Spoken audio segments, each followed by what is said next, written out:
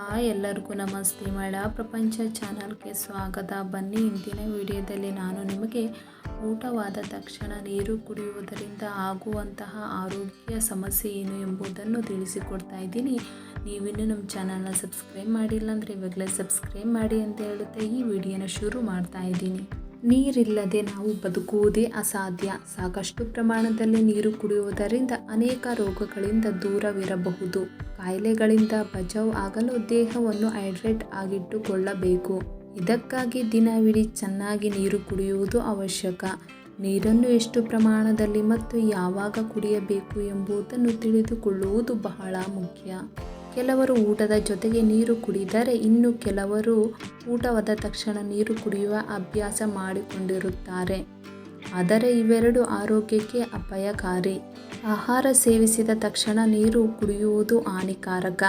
ಇದರಿಂದ ಅನೇಕ ಸಮಸ್ಯೆಗಳು ಉಂಟಾಗಬಹುದು.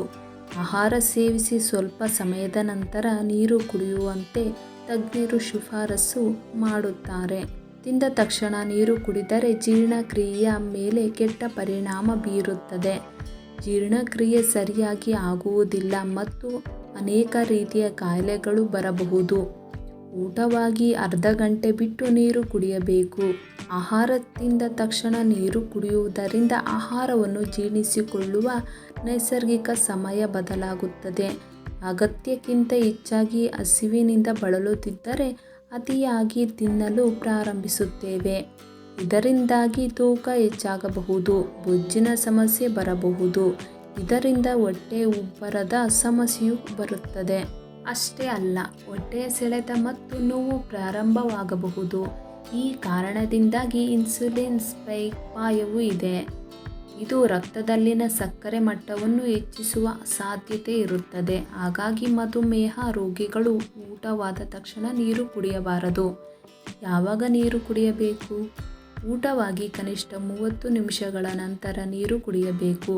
ಆಹಾರ ಸೇವಿಸುವ ಅರ್ಧ ಗಂಟೆ ಮೊದಲು ಸಹ ನೀರು ಕುಡಿಯಬಹುದು. ಆಹಾರವನ್ನು ಸೇವಿಸಿದ ನಂತರ ಮತ್ತು ನೀರು ಕುಡಿಯುವ ಮೊದಲು 10 ನಿಮಿಷಗಳ ನಡಿಗೆ ಹೆಚ್ಚು ಪ್ರಯೋಜನಕಾರಿಯಾಗಿದೆ. ಇದರಿಂದ ಆಹಾರ ಸುಲಭವಾಗಿ ಜೀರ್ಣವಾಗುತ್ತದೆ. ಈ ವಿಡಿಯೋ ನಿಮಗೆ ಇಷ್ಟವಾಗಿದೆ ಎಂದು ಬಯಸುತ್ತೆ ಅಲ್ಲಿಗೆ ಮುಕ್ತಾಯ ಮಾಡುತ್ತಿದ್ದೇನೆ. ನೀವಿನ್ನೂ ನಮ್ಮ ಚಾನಲ್ನ ಸಬ್ಸ್ಕ್ರೈಬ್ ಮಾಡಿಲ್ಲ ಅಂದರೆ ಇವಾಗಲೇ ಸಬ್ಸ್ಕ್ರೈಬ್ ಮಾಡಿ. ಈ ವಿಡಿಯೋ ನಿಮಗೆ ಇಷ್ಟವಾದರೆ ಲೈಕ್ ಮಾಡಿ, ಒಂದು ಕಮೆಂಟ್ ಮಾಡಿ. ಮುಂದಿನ ವಿಡಿಯೋಗಳ ಅಪ್ಡೇಟ್ಗೋಸ್ಕರ ಬೆಲ್ಲೈಕನ್ ಮೇಲೆ ಕ್ಲಿಕ್ ಮಾಡಿ ಅಂತ ಹೇಳುತ್ತಾ ಈ ವಿಡಿಯೋನ ಮುಕ್ತಾಯ ಮಾಡುತ್ತಿದ್ದೇನೆ. ಧನ್ಯವಾದಗಳು.